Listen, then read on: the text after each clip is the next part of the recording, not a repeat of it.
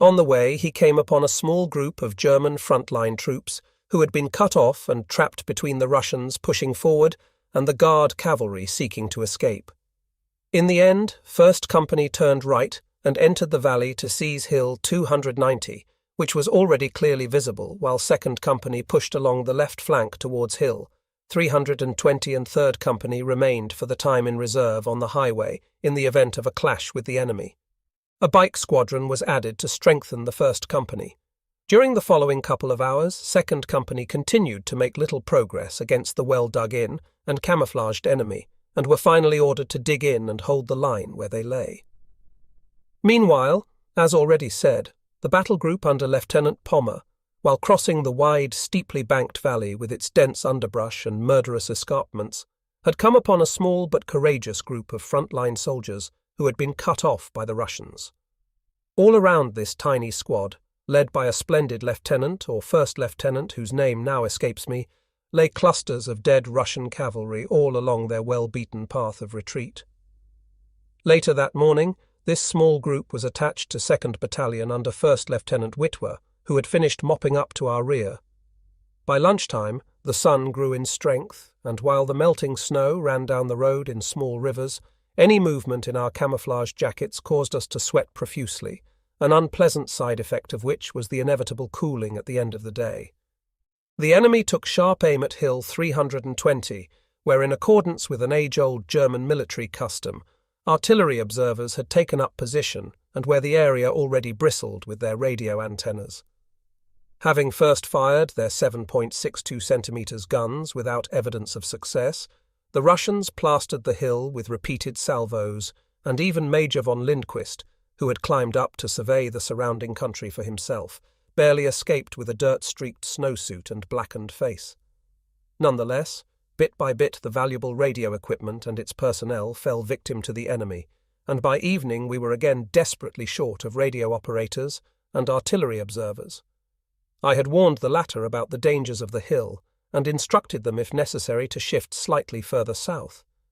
This advice was taken by only a few, and I couldn't help reflecting on how, even after 2 years of experience in Russia, the inflexibility of our system still insisted that such an obvious target be occupied. I failed completely to understand such pig-headedness when later that evening I discovered just how much of our valuable radio equipment had been lost and how many signalmen had become casualties. In my opinion, our losses would have been more acceptable had we kept the artillery observer and the radio operator apart and arranged for communication using a runner. The same applied to our own artillery fire control. Although by no means ideal, it would have limited any surprise attack and in the end would have saved lives and equipment. Towards 2 p.m., it became apparent that we were unable to silence the Russian guns, and I decided to deploy 3rd Company led by 1st Lieutenant Hirsch. Together with Battle Group Witwer, he was to strike along the valley to the north and seize a place we called the Farm. An artillery battery observer was assigned to the company, and while the unit made its assault preparations, the observer approached a senior sergeant with some excuse about a technical failure, and then, without reporting to the company commander or me, set off to report to regimental HQ in the village of Iwanoka.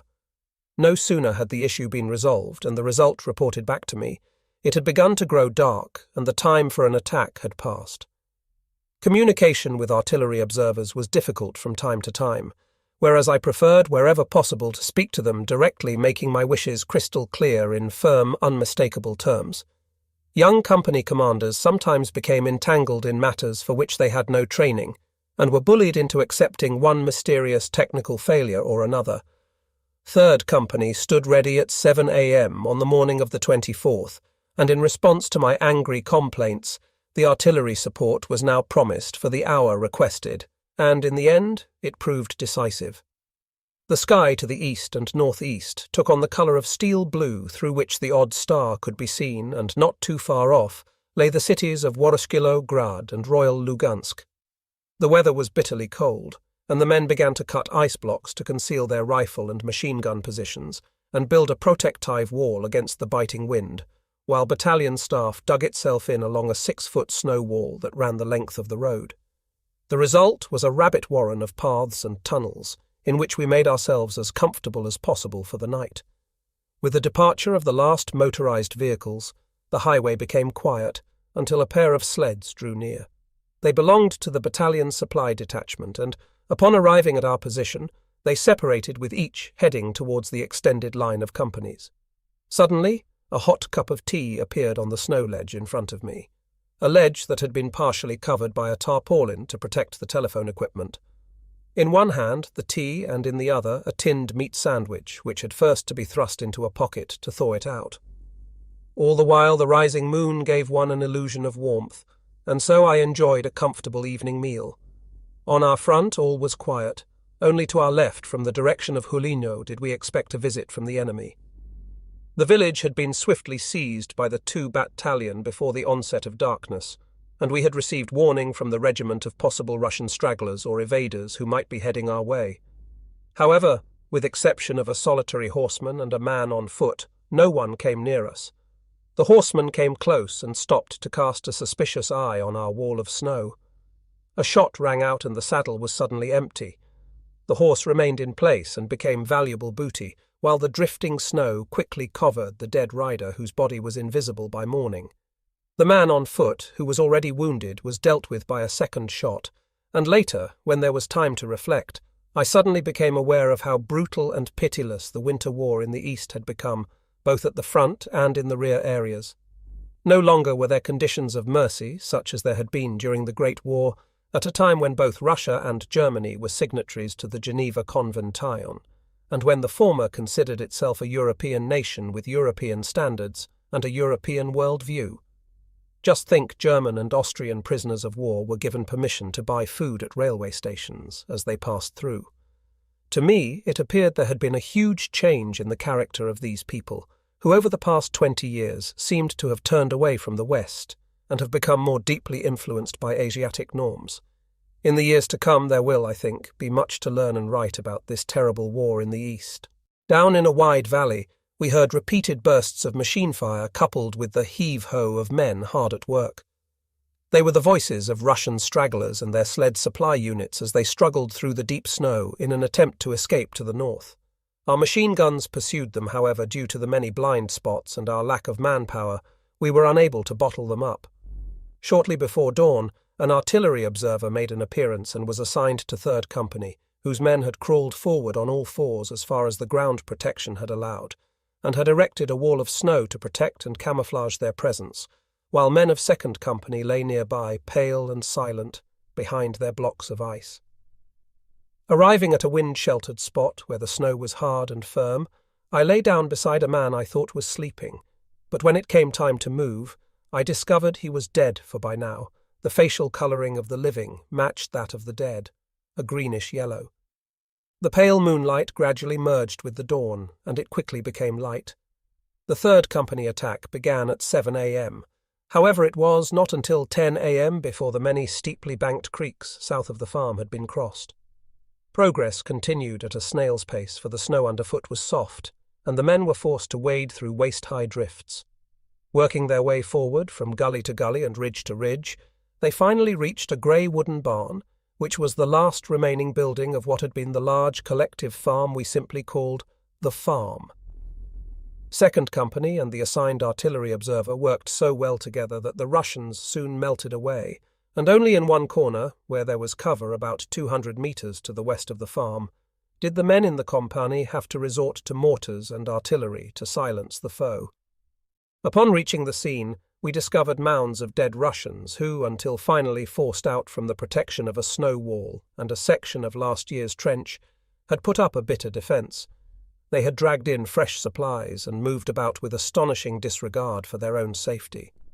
With their typical sense of fatalism, the Russians had stamped away only to return laden with fresh ammunition, had even exposed their dark silhouettes when shooting back at us from behind the snowdrifts, and it was only after our mortars and artillery had done their deadly work that the ridge was finally cleared.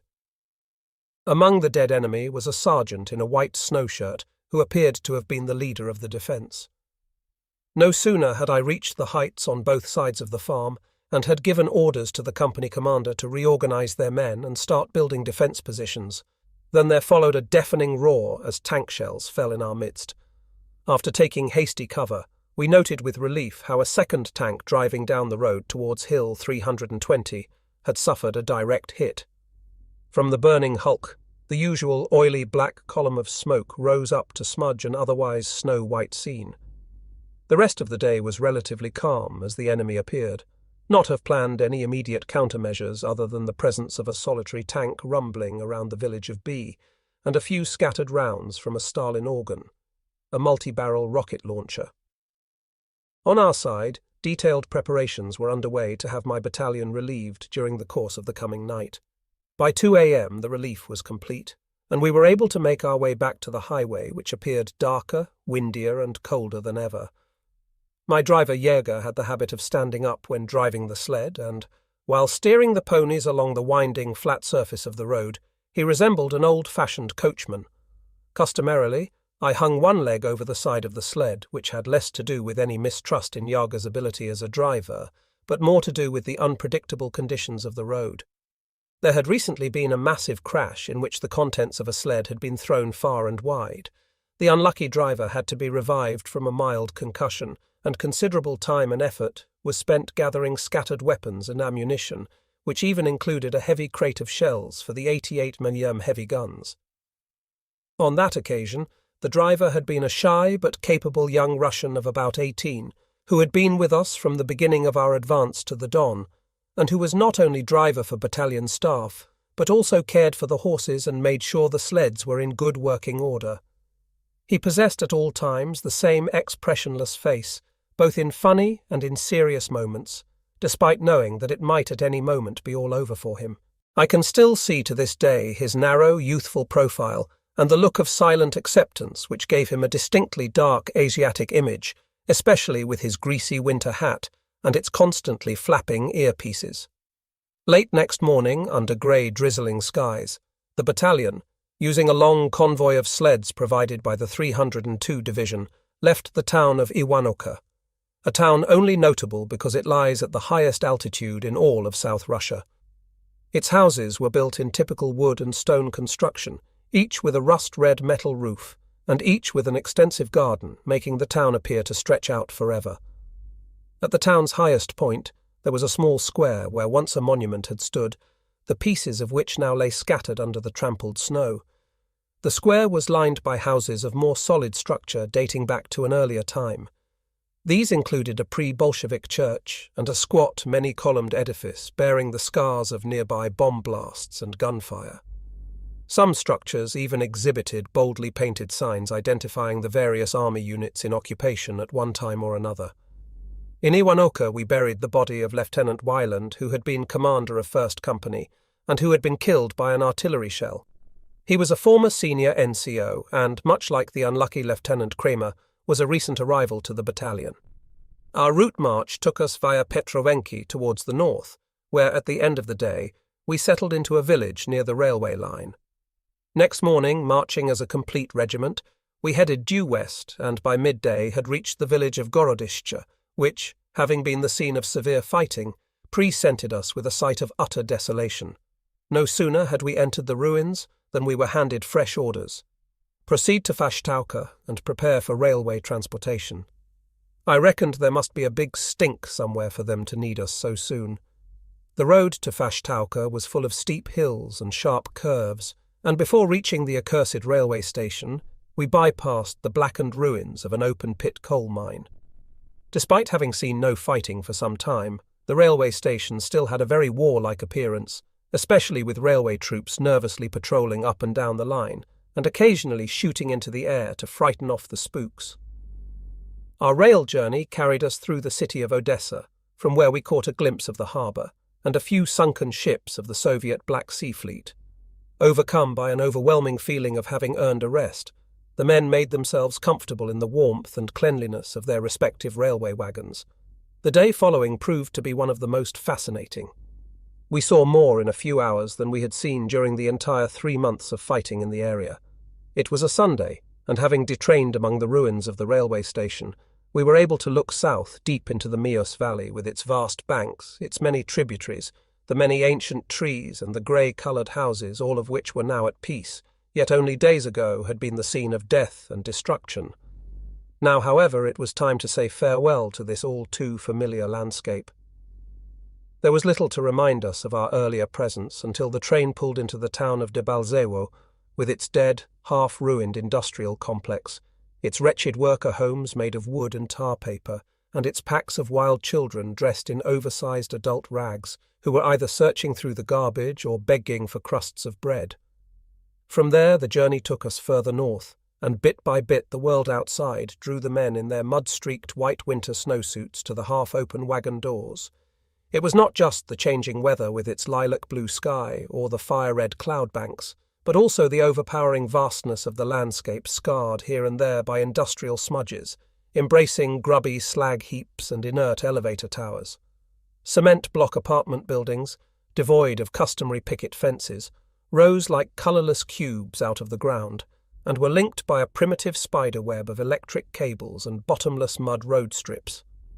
The hideousness of these complexes was almost impossible to describe. Clearly, the railway represented a significant lifeline in this country of industrial communities, where roads become bottomless streaks of mud in autumn and spring. Our destination was the town of Kaganovice, and upon arrival we knew our journey had transported us from the Mios Valley to the valley of the Donez. The overall situation on the Russian front remained fluid. While we were dug in on the banks of the river Donez and were confident that our section of the front would hold, to the north enemy tanks had broken through and seized territory and the important rail line east of Dnepropetrovsk. Luckily for us, the Russian tanks outran their supply lines and one by one became immobile for lack of fuel, and a well-timed counterattack by the 62nd Division, supported by elements of the 19th Panzer Division, succeeded in capturing dozens of enemy vehicles. The latter unit had been pulled out of the front line in order to win back the region containing the three cities of Verchnaya, Lysychansk, Proletarsk, and the road to the river Donez. In the meantime, everyone was kept busy cleaning and repairing weapons and equipment, for already on the afternoon of the second day, fresh orders lay on my table.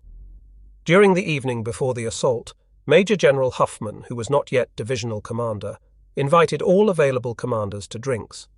Seated to one side of Lieutenant Colonel Klotz, the Bavarian adjutant, was Artillery Commander Colonel Riedel, and on the other the commander of Regiment 354, Colonel von Rakovsky, also known as the Fox, because of his bright red hair and a certain cunning when assessing enemy intentions. That evening Lieutenant Colonel Buch, commander of Signals Unit 162, and Major Picher took the opportunity to relate in amusing fashion how during the previous winter they had narrowly escaping becoming prisoners during a Russian tank attack. The former had been an instructor in Department D Artillery School, which in 1933 and 34 had been a cover name for a signal school, and when I had been an officer candidate, I had often passed him by. If my memory serves me, he later joined the SS, and before the outbreak of war became a riding instructor at the University of Halle. Major Picher had the reputation for being utterly unflappable and of possessing exceptional organizational abilities. He had been deputy adjutant to a reserve unit, but would later be deservingly promoted to first adjutant, a rank he held for a considerable period of time. The following morning dawned wet and foggy, but happily the sun soon battled its way through and opened up the countryside around us. My battalion set off across the snow-covered trenches and barbed wire remains of last year's battle positions, which ran close to the town and followed the Perwosiska Road, which was far and wide the only metal road in the area. Our column marched across the undulating countryside and through a few towns and villages, which for the most part merely underscored the unsightliness of the lime-yellow houses and the endless filth of the derelict industrial compounds, and by nightfall we had left the old front line well in our wake. Resistance in this sector did not appear to have been too severe. Only a few dead civilians on either side of the road gave any sign of the war. 5 kilometres further on, the battalion took up quarters in an old workers' housing estate. Surrounding the remains of a partially shot-up industrial chimney stood a dejected jungle of wrecked workshops and storage sheds. This dreary scene of cement and iron stood opposite a small park, which, although grey and desolate, was already showing signs of advancing spring. On the far side, at a distance of a couple of 100 metres, arising sharply out of the snow, stood 3 side-by-side buildings, each with a flat roof and pretentious-looking columns facing the road. These clearly had housed the former industrial complex administration, and I viewed these ugly monstrosities with disbelief, and couldn't help compare them to the barely 6-foot-high rough wooden clapboard or simple stone dwellings of nearby worker settlements, where a few impoverished women and jaundiced children were wandered about aimlessly. No one had told us that this miserable place was called Gorskoye. My battalion staff moved into one of the better row houses, which consisted of a large front room set aside for best, a good-sized kitchen, and in between a small room that might have been seen as a future bathroom. The rooms and their furnishing were as good as any in Germany, and in the warmth of a friendly kitchen there was a cupboard complete with knives and forks, wax paper on the table, and in the living room a ticking wall clock flanked by photos, pictures, an indoor plant, and a large clothes cupboard. 4 sturdy chairs stood around the table. The occupants, a friendly young woman with 2 children, had awoken our sympathy because her house was spotless, her children scrubbed and shiny. Her stove sparkled, and there was not a speck of dust in sight. Later, during conversation, we learned that her husband had been dead this past year, although she spoke of his death as if he had merely gone out to buy cigarettes. Once more, we were struck by the many sharp contrasts in this country. Whereas down the road stood dark, evil-smelling hovels, here was a tidy, well-cared-for worker dwelling. The explanation perhaps lay in the Soviet worker reward system, in which specialists such as locomotive engineers, electricians and welders, etc., were more likely to be granted access to better food and housing than unskilled factory labourers. Further confirmation of this policy was uncovered in the 3 industrial towns of Vershnaya, Lysychansk and Proletarsk. Aside from a generally higher standard of living found among residents residing along the banks of the larger rivers, we were often greatly shocked by many contrasts we encountered, something I shall talk about later. During the night at a regimental conference, I received orders for the following day which required the battalion to move east about 7 kilometres towards the Donez and to mop up the enemy on the east bank of the river before going over to the defensive. The sector to be occupied encompassed the villages of Toshkauka and Belaja Gora, and so far we had encountered only weak resistance, and so expected little more on the following day. When at 5 a.m. my battalion was in the process of assembling, it was still dark, and a wicked snowstorm was blowing in our faces. But once we reached the village of Gorsko deep in a valley, it became light and the snowstorm petered out. In the lee of a hill just this side of the river, we began our advance, but all the way to the river's edge, not a shot was fired. The enemy had decamped and crossed over to the far side of the river. Although we had a clear view overlooking both our flanks, a low mist obscured our sight across the river, and we were unable to make out enemy movement. By nightfall we had secured the entire west bank in our sector and taken up positions in the assigned villages. During our approach to the river, we had studied the terrain and had taken note of the best defence features, particularly the high points this side of Mirnaya Dolina, from where the view dominated the steppe all the way to the Donez River to our right and to the prepared position Belaja Gora to our left. The descending terrain lent itself ideally to an effective fire control, and the high plateau was to become the backbone of our in-depth defence. There a line of small hills offered the prospect of becoming an excellent defence position, with unobstructed views not only over the treeless approach to the river, but also to the rearward leading razor-sharp gullies and river valley northwest of Belaja Gora, with its crater-shaped hollow, a place we had christened Friedrich's Ravine. To complete our disposition, I was happy to note that the main battlefront had the advantage of a 20-30-metre steep river embankment, offering a clear view into enemy-held territory. However, the negative aspects were the many inversely inclined slopes which might offer cover for an attacking force. I knew the Russians would make good use of these features for, just as in the woods, they were highly adept at taking advantage of the terrain. The skill of individual enemy soldiers often diminished the effectiveness of our far-reaching machine guns, and sometimes even decided the outcome of battle. The excellent observation across the river from strong points 126 and 150 allowed us to look into the Russian position as if we were looking down into a sandbox. Only the strip along the shoreline was hidden from view and threatened us by giving the enemy a favourable jumping-off spot. Despite this one disadvantage, the steep river banks, a wide overview enjoyed exclusively from our shore, and a terrain ideal for counterattack, the overall position we occupied offered excellent opportunities for the construction of a permanent defence. During our approach to the Donets, which I think was around the 1st of March 1943, the average strength of each company was about 100 rifles. This meant my battalion had a strength of between no more than 300 to 350 men, which included artillery observers and other support personnel. With this number, I had to defend approximately 8 kilometres of river shoreline, equating roughly 35 to 40 men per kilometre. Spread out as they were, it was difficult for the companies to oversee 3 large gullies known as Bertha, Dora and Caesar, which had to be carefully patrolled every day.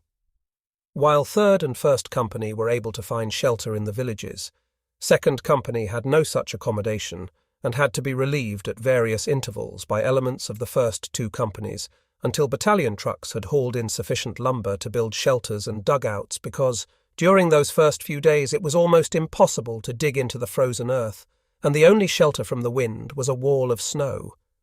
When we first cast our eyes over onto the river surface, it was solidly and evenly frozen, and a few civilians, mostly youths, wandering along the shore, and had to be reminded by a few well-chosen shots where the boundary lay. We could see into the woods opposite to a depth of about 100 metres, and spotted a few civil Ians slinking about in the trees. As yet no one had fired upon us, but we knew the Russians had crossed over a few weeks earlier, had rounded up and armed all adult males so that we had to view all civilians with a high degree of suspicion.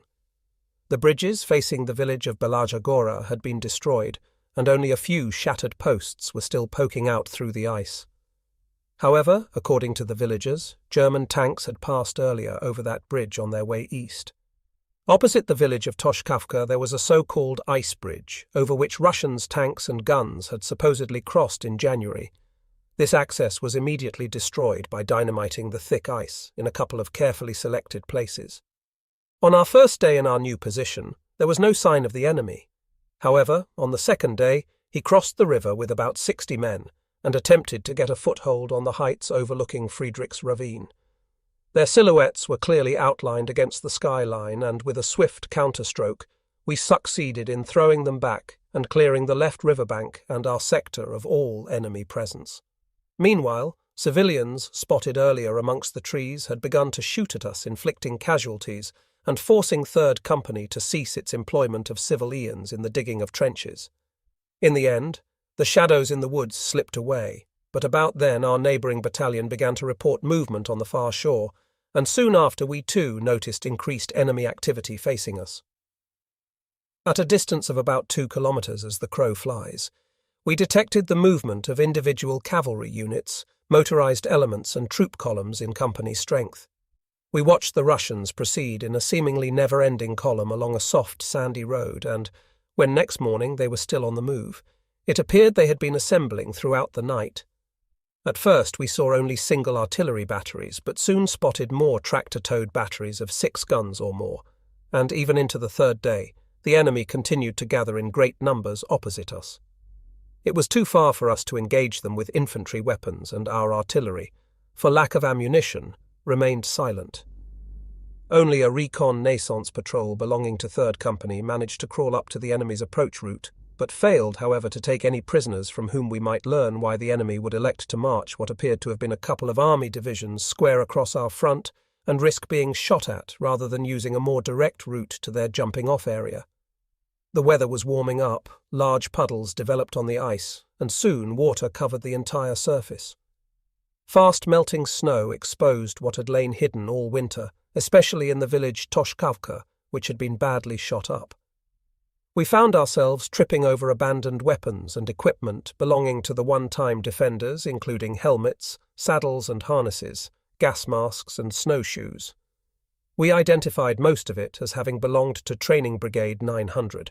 On this macabre carpet, we also uncovered scattered corpses, confirming that at one time or another, this spot had been the scene of a violent confrontation. Belaja Gora, on the other hand, was largely intact, although it too had been fought over for several days.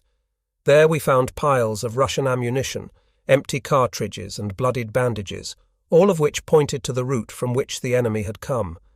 It seemed that First Hill, 126, had been stormed, and from there the village because the heights were thickly sown with Russian dead. The area had been in Russian hands for several weeks, but strangely, no one had then thought of burying the dead, some of which lay about completely naked. The residents of the village pointed out a couple of mass graves where the dead of both sides were supposedly buried.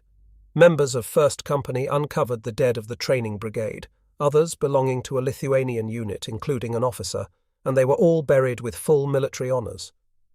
With the arrival of spring, more and more bodies of dead Russians were uncovered in the gullies around hills 150 and 126, some of whom had already been partially devoured by dogs or wolves. The construction of our defence positions was carried out by civilian labour together with about 40 POWs, which amounted to 250 to 300 hands. Work could only be carried out at night, and in reality even 300 workers were insufficient to complete the task. Had there been more men available, I would not, however, have had enough soldiers to watch over them and prevent them from slipping away. During the month of May, a labour battalion was formed of approximately 100 men and women, the latter outnumbering the former, led by the trusted Sergeant Frohlich, a man not only known for his reliability and sense of duty, but also for his fair treatment of the work crew. He was in my mind the best choice to lead such a labour battalion, as his responsibilities included finding accommodation, bringing up adequate food supplies, measuring acceptable work norms, and a host of other details. Each evening, Frohlich and his labour battalion were handed their work assignment, and in this way I was able to spare my men the heavy labour, while at the same time ensuring that strong points were erected in rapid order where they were most needed. As I recall, the girls and the women of this labour battalion were accommodated in a large farm, about 1 kilometre north of Mirnaya Dolina, which lay in a valley beside a bubbling brook and in the shade of large oak trees, a location much appreciated especially during periods of great heat. Unhappily, the labour battalion workers were simply not able to carry out their assigned tasks on the small amount of food delivered to them, which basically consisted of meat scraps, cornmeal and sunflower oil. This sad state of affairs led to a sector-wide search for added food supplies, which was ultimately found on the collective farms in Mirnaya Dolina, and an NCO was given the job of supervising the distribution of milk and flour to the labour battalion. Once the snow had melted away, a few farmers began to cultivate their large fields of fertile black soil, which had once belonged to the collective farms. In a few places we found primitive yet remarkably effective irrigation systems, the need for which quickly became apparent when in May and June the crops threatened to wither and die for lack of water. Throughout the region there were also large fruit farms with crops of apples, cherries, raspberries and strawberries, none of which, however, were edible before the end of June. The villages on our side of the river offered up a colourful picture with bright red tiled roofs sparkling in the sunlight. I was reminded that it was here on the River Donets, where German troops had halted when the peace agreement in the east was signed in 1917. Villagers told us that our troops had renamed Mirnaya Dolina Peace Town to mark the event. From the end of March to the beginning of April, I spent 4 or 5 days in Kaganovice for much-needed dental work. On a sunny afternoon I drove through rolling hills, taking the very same route the regiment had taken some 4 weeks earlier, only then it was in the opposite direction. Captain Contney accompanied me. He had been regimental adjutant and was now assuming command of the divisional reconnaissance detachment. Also with us was First Lieutenant Mosselman, Contney's successor, who we later got to know as a delightful character who never lost his composure. Kaganovice was a main road junction and the base for several railway training schools. Our divisional HQ was also based there, along with that of a Panzer division, which I think was the 19th. Within the long, drawn-out community and its many gardens, a number of large, ugly, partially finished Bolshevik mansions rose up around the city core, and on the outskirts there were apartment houses belonging to the more privileged. Here and there we stumbled across evidence of fighting from the winter of 1941/42, when the front had been close by. The civilian population had clearly suffered from the war. A grey-haired, hard-faced railway man on whose floor I and my Batman had bunked down one night spoke to us of his family. He had a son and 2 daughters. Whereas the son had fallen in the war and one daughter was killed by friendly fire, the third daughter had been evacuated to Germany. This area on the Donets is in the Ukraine, and the railwayman was most certainly a Ukrainian, many of whom sided with the Germans against Russia, but many were also shipped to work in German arms factories either as volunteers or by force. According to photographs, the man's dark-faced wife may have been from a better class of society, because in a portrait she wore her hair up, had a high collar, and a bejewelled sash between blouse and full-length skirt. Now, however, she laboured in the kitchen with a greasy headscarf and tattered gown, while acknowledging us only with disapproving silence. Her husband appeared to have been a well-respected railway specialist, and talked with no small amount of pride about the extensive Russian railway network and the railway training schools. The house and garden spoke of a family better off than most. Its interior was comfortably furnished, including the ubiquitous Paris pendulum clock, and I suspected he had an advantage too when it came to rations. There was, however, nothing that bound him to Germany or even to Europe, and in reality he was like thousands of others in the region, probably a confirmed communist who had enjoyed the benefits of industrialization under the Soviets. The days were getting warmer, and the last of the snow was only found in shadowy corners.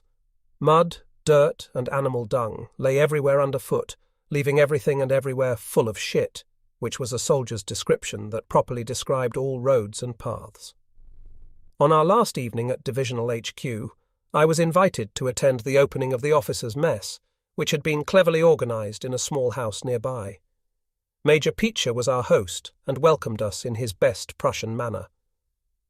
The evening, to my surprise, became the scene of a lively debate between our Protestant chaplain who, not wanting to be seen as a killjoy, graciously allowed himself to be the target of head surgeon Professor Dr. Bode's sharp wit and clever repartee.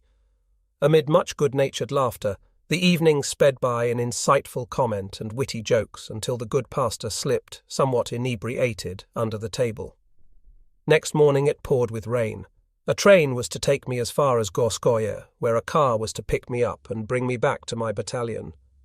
During the last night of my absence, the Russians had set out to take a prisoner or two and had selected my battalion's furthest wing. They started the operation at night when the sentry posts should have been at full alert. However, the two men in the dugout had pulled their rain sheets over their heads and hadn't heard a thing. What transpired exactly, we could not determine except one man had been killed and the other dragged away. Despite repeated lectures on the duties of a nighttime sentry and regular checks, I was never fully satisfied with the outcome. A good sentry had to be constantly watchful, always alert, and prepared to react with speed and force. It was never stressed strongly enough that in order to come anywhere close to matching the skill of the Russian soldier in using his natural surroundings to best effect, our men in the front line had to possess senses as acute as any hunter in the jungle. In the absence of such instinct and intuition, that corner of the front line was thoroughly mined and wired, so that to snatch a prisoner the enemy would have to turn to another sector, which is what happened to our sister battalion on our right flank. Only a few weeks later leaflets were found, no doubt the result of the wretched prisoner's interrogation, which more or less accurately described the fact that 3 infantry regiments had been merged into one and were part of the indestructible 62nd Division. The leaflets went on to describe how the division had been in non-stop action since May of 1942 and had been committed without let-up to deal with countless hotspots necessitating continuous manpower replenishment with new drafts. It was signed off with the usual invitation to desert. On the 22nd of April, a squad belonging to 1st Company set off across the river in the neighbourhood of Belaja Gora to bring in prisoners of its own, but the operation was a failure. The leader, a young inexperienced sergeant, was killed, and the Russian sentries had slipped away into the darkness so that all our men brought back was one of our dead. For the next raiding patrol, I selected men from 1st Lieutenant Kratz's company and decided to lead it myself as far as the riverbank. Under leaden early morning skies, the engineers and ammunition carriers descended along the sandy path through the deep Caesar ravine to the edge of the river. A light wind came up and gently shook the rain out of the trees, and in doing so shrouded the sound of my men on the move, although here and there a boot dislodged a stone, kicking it down with a muffled splash into the river below. The regular gasping sound of the air pumps inflating the rubber rafts sounded loud enough to attract probing machine gun bursts from the dark green jungle on the far shore, but all remained quiet. Had the enemy detected us? I wondered uneasily, and was just waiting for us to launch our little fleet into the fast-flowing river before ripping us to shreds with all available weaponry. But no, all was quiet except for a random exchange of machine gun fire, none of which was, however, directed at us, and which failed to drown out the deafening morning bird chorus, the sound of which none of us who had ever experienced a Russian spring morning were likely to forget. It gradually grew light, the rain had let up, and from our position on the riverbank we could see into enemy-held forest, fields, and the slumbering village of Borovskoye. It was suspiciously quiet, and I was beginning to sense that the right time for a morning attack had already passed. Enemy sentries were bound to be alert, garrisoned troops awake and ready for battle. Then all hell broke loose. Our heavy guns pulled forward to the high riverbank suddenly opened up and poured point-blank fire into previously identified machine gun and artillery positions, while at the same time artificial smoke was released to cover the river crossing. From where I stood, I could hear the muted voices of our men in their rubber rafts giving each other words of encouragement. We saw them reach the far bank, clamber ashore and disappear into the forest, following which there was a period of quiet, followed by more shots, a hand grenade explosion signifying the destruction of an enemy dug out, and then again silence. Only after endless minutes was there another sign. It was a German voice commanding withdrawal, and no sooner had the rafts begun to recross the river than the forest on the far side disappeared under a storm of fire and explosions. Our batteries forced the Russians to keep their heads down, but also threw up a black protective wall of smoke covering the retreating rubber rafts until they reached our shore and the safety of the ravine. They were all back, and except for one lightly wounded man, in good shape. They had brought back 2 prisoners, a third had been shot trying to escape, and 2 or 3 enemy dugouts had been blown up complete with occupants.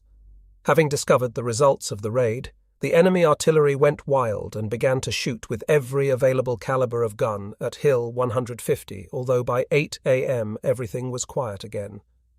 That venture was carried out with the excellent cooperation of Captain Ukro, the artillery commander, who had come from some staff job and immediately impressed us with his creative and energetic approach to his work. No sooner had he set up his command post in a house close to Battalion HQ than we had a noticeable increase in telephone communication, which included a regular exchange of reconnaissance intelligence, description of newly erected defence positions, change in manpower, and details of overnight construction activity. In this manner, I was kept up to date on artillery tactics and employment, and not since August of 1941, when Captain Vorhauer of Artillery Regiment 6, whose unique experience from the Great War had stood us in good stead, had I enjoyed such excellent cooperation. In the final analysis, it comes down to personalities. In order to succeed and save lives, both artillery and infantry commanders must put aside all personal animosity, jealous competition, and mutual distrust. On this occasion, the artillery commander was able, incisive, and possessed the rare quality of having an open mind. His tactical cooperation led to a much-needed strengthening of our overall defence, which generally lacked barbed wire and mines. The latter, always essential in all anti-tank actions, incomprehensibly failed to reach us until sometime in May. While standing looking out over the front, I dared not reflect on the vast land expanse to my back, because I feared to do so would bring on nightmarish images of vast empty spaces, protected only by our ridiculously thin line of defence. Trenches and strong points had been prepared in depth, but no longer had we anyone to occupy them, and since even our front line lacked sufficient quantities of barbed wire and mines, there was little available for any in-depth defence positions. Once the last tanks of the 19th Panzer Division had departed, we knew we could only hold on as long as the enemy allowed us to. One of my daily tasks, therefore, was to offer encouragement to both officers and men, and see that they remained occupied in the development and construction of trenches and strong points. The only explanation from division for our equipment and material shortage was that it was more urgently needed in other sectors. Unfortunately, we could never fully ascertain the truth, although we knew the enemy facing us was far from inactive along the full length of the front. Reinforcements for our battalions now came from combing out our last remaining pools of manpower, such as drivers, clerks and supply personnel, ping them and putting them in the front line, while civilians and POWs were employed making essential improvements to the front line, hauling in lumber and repairing roads. To raise morale, efforts were made to repair a few of the rear area houses in the village and do up the church in time for Easter. Debris was removed, scrap iron hauled away, and the street cleaned in time for the Easter church parade. The entire village sparkled. I was absent at the time, but heard that the local young men and girls danced in the street. Despite outward appearances, I also heard that the villagers had been generally both subdued and reserved. To counter any sense of unease among the population, it would have been best to have had a panzer regiment nearby, and another no more than 20 kilometres away. With such a force in the vicinity, the locals may have had more faith in us and enjoyed their Easter celebrations. As it was, however, they knew only too well that, given our obvious weaknesses, all the fun could be over in a matter of hours. On the Russian side of the front, between the Donets and the Don, rumour had it that the Soviets had allowed church services to be conducted following the reintroduction by our troops. This was proven to be fact when, during one of our artillery training exercises, a shell landed at the entrance to a church that lay at the edge of the enemy front line. The big, wide church doors flew open and a mass of terrified people to come rushing out. On that sun-drenched April spring day, with its deafening bird chorus and intoxicating fragrances of the living steppe, I thought of past generations who had lived there during times of peace, and of whom there was now barely a trace to be seen. High up above the Donets stood a single-story wooden house with its far-reaching view out over the river. It had been built in the style of manor houses familiar to me from my days in Lithuania. Even though this structure had been badly damaged, with sections of its metal roof lying scattered nearby, its floors ripped up for firewood and the wind blowing through gaping windows, a walk through its rooms brought alive the ghosts of the people who had once lived there some 25 years earlier, before the Russian Revolution. Although they would not have had to watch out for hidden machine gun nests on the far riverbanks, I thought I knew what kind of life the former occupants would have enjoyed. But now they were all gone. The only trace of their existence were old trees, overgrown gardens and orchards, which not even the rubble and debris of war could entirely destroy. This old house, I was certain, must have been the heart of an extensive estate which still boasted long stone-wall stables, grain storage towers, and numerous smaller workshops and sheds. It must have been a prime example of a communal farm, and luckily, during the summer of 1942, the war had done it no serious harm. A hard-working agent and manager had likely been installed whose work was still evident in road improvements, bridge construction, and a unique motorized mill. Now, sadly, everything was slowly but irresistibly falling apart. What building material had not already been removed to strengthen our defences had been left to the Russian guns. In one of the rooms of a tractor shed, a couple of local workmen had uncovered photographs of former inhabitants. The workman, who was tragically killed by an incoming 12.2 shell, actually claimed to have known the man and his wife in the photo. The man in the photograph wore a beard and a hairstyle from around 1910, and they both possessed intelligent European faces, but how the photos ended up in the tractor shed remained a mystery. Regularly at sunup, 2 Soviet fighter bombers appeared overhead to drop bombs into the estate gardens and to riddle the buildings with their cannon and machine gun fire. We quickly adjusted ourselves to their timetable and were wide awake at the first sound of aero engines, ready to throw ourselves into our hero's ditch just outside the door. On one occasion, however, I was caught with my Batman out in the open on an inspection ride, and, with nowhere to hide, all we could do was to quickly dismount and take shelter behind our animals. The deadly hail of shells and bullets buzzed narrowly overhead, only to strike the road with frightening impact several meters further away. The 2 deadly early morning raiders arrived punctually each morning, until one day a couple of our own fighters emerged from behind a cloud and succeeded in shooting them down. Our boys stood on the walls and in the doorways and watched the aerial battle with jubilation and shouts of joy. Thereafter life seemed almost a picture of peace. The infantry and artillery took turns in training its officers and NCOs, and I took great pleasure in watching them at their work. I was later informed by First Lieutenant Nelke back in Jüterbog that the division had undergone a revival of sorts. On a day when we had to string up blankets over the windows to keep out the ever-strengthening rays of the April sun, A Captain von Hanstein came to the battalion for a few weeks before departing to begin general staff training. His brief assignment included working with the battalion gunnery detachment, the signals unit, and the divisional engineers. But to begin with, he attached himself to the 2nd Company under the command of the short, wiry 1st Lieutenant Kratzer, whose snug command post lay in the Bertha ravine slightly in front of Tabletop Hill 150. Captain von Hanstein next took command of the 3rd Company, whose very competent commander, 1st Lieutenant Hirsch, had been reassigned to the newly formed 6th Army following the destruction of its predecessor at Stalingrad.